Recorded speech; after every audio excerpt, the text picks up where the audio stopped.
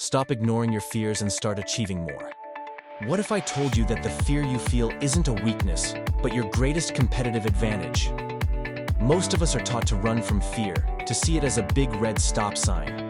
But the most successful people in the world, they know a secret. Fear is a compass. It points directly to the places you have the most to gain. That feeling in your stomach isn't a warning to back off. It's a signal that you're about to level up. Stick around because I'm about to show you how to turn fear from a force that paralyzes you into the fuel that drives your biggest wins. You know the feeling. The sweaty palms, the racing heart, the pit in your stomach right before you do something that really matters. Asking for that promotion, starting your own business, or just being vulnerable with someone you care about. Our first instinct is to see this as a warning from our brain. Danger, retreat, abort mission. This response is ancient. Seriously, it's hardwired into our biology. It all starts in a part of the brain called the amygdala. Think of it as your brain's alarm system. When our ancestors were running from predators, this system was a lifesaver. It fired up the fight-or-flight response, pumping us full of adrenaline and cortisol to get our muscles ready for action. The whole system is designed for one thing and one thing only: survival. Now, a quick but important note. This video is for educational purposes and is about managing the everyday fears that get in the way of our goals. It is not a substitute for professional medical advice. If you are experiencing debilitating anxiety, panic attacks, or phobias that interfere with your daily life, the most important step is to seek help from a qualified healthcare professional, like a psychologist or psychiatrist. The problem in the modern world is that we're not running from saber-toothed tigers. We're running from deadlines, from the fear of rejection, from the possibility of failure. But our brain can't always tell the difference. The thought of giving a presentation can trigger the same primal fear as an actual physical threat. And what happens? We freeze. We procrastinate. We start playing small. We let our comfort zone become a cage, and it shrinks a little more every time we obey that misplaced survival instinct. But here's the most dangerous part. Avoiding fear doesn't make it go away. It just reinforces it. Every time you back away from a challenge because you're scared, you're teaching your brain that retreating is the only way to feel safe. This locks you in a vicious cycle where your world gets smaller and the fear gets bigger. You end up stuck, watching opportunities fly by, all because you're misreading the most important signal your mind can send. So, let's try a reframe that changes everything. What if fear isn't the enemy? What if it's your guide? Imagine your life and your career as a high-performance factory. In any factory, there's always one bottleneck, a single process that's slower than all the others. And that one bottleneck determines the entire factory's output. To make the whole system better, you don't fix the parts that are already working well. You pour all your energy into fixing that one bottleneck. Fear is the flashing light that shows you exactly where the bottleneck is in your life. That feeling of anxiety and resistance isn't random. It's a super specific signal pointing to the exact skill, the exact conversation, or the exact risk you need to take to upgrade your entire system. It's the ultimate leading indicator of personal growth. When you feel terrified of public speaking, it's not a sign to avoid it. It's a sign that learning that skill will unlock new levels of leadership and influence for you. When you're scared to launch that new product, it's a signal that this is where your business has the most room to grow. Fear is just a natural response to the unknown, a sign from your mind and body that you're on the verge of something that truly matters. So, the new rule is this: follow the fear. Instead of treating it like a wall to run from, treat it like a map to follow. The thing that scares you the most is almost always where your greatest potential for growth is hiding. By moving toward it, you're not just facing a fear, you're systematically upgrading your entire life. All right, we have to talk about a deeper, sneakier fear that trips up even the most ambitious people. We all get the fear of failure, but have you ever stopped to consider the fear of success? I know, it sounds crazy. Why would anyone be afraid of getting everything they ever wanted? But the fear of success is very real, and it usually lurks in the shadows of our subconscious. It's the anxiety about what comes after you nail your goal. Success brings change, and our brains often see change as a threat. Maybe you're afraid that if you get the promotion, you'll be buried under new responsibilities you can't handle. Maybe if your business takes off, you'll lose all your free time, and the pressure to keep it going will crush you. Or maybe You're worried that your success will mess up your relationships, that you'll alienate friends or family if you start to outshine them. This fear is one of the biggest drivers of self-sabotage. It's why we procrastinate on that final crucial step of a project. It's why we set vague goals so we never have to fully commit.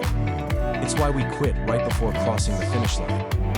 We unconsciously trip ourselves up to stay in a state that's familiar and comfortable, even if it's limiting. Just recognizing this fear is the first step. Ask yourself, honestly, what about success scares me? What new pressures am I trying to avoid? Admitting this doesn't mean you don't want to succeed. It just means you're human. You're on the edge of a major breakthrough, and your ego is trying to slam the brakes to protect you from the unknown. But to do anything extraordinary, you have to be willing to step into that unknown. And hey, we're all on this journey together. So I want you to do something right now. Pause the video and head down to the comments. Write down one fear, big or small, that you feel is holding you back. It could be a fear of failure, success, or just speaking up in a meeting. By naming it, you start to take its power away. Let's see what we're all working on. So, understanding fear is one thing, but actually conquering it is another. Let's get practical. But first, a serious warning. These steps are strategies for managing common fears, not a treatment for clinical anxiety disorders. If anxiety is overwhelming you or disrupting your ability to function, work, or maintain relationships, please consider it a sign of strength to seek professional support. A licensed psychologist, psychiatrist, or therapist can provide an accurate diagnosis and create a personalized treatment plan with you. Here are 5 real steps you can take to rewire your relationship with fear and start using it as a tool. Step 1. Acknowledge it, don't fight it. First things first, stop fighting the feeling. When fear shows up, don't try to shove it down or pretend it isn't there. Just acknowledge it.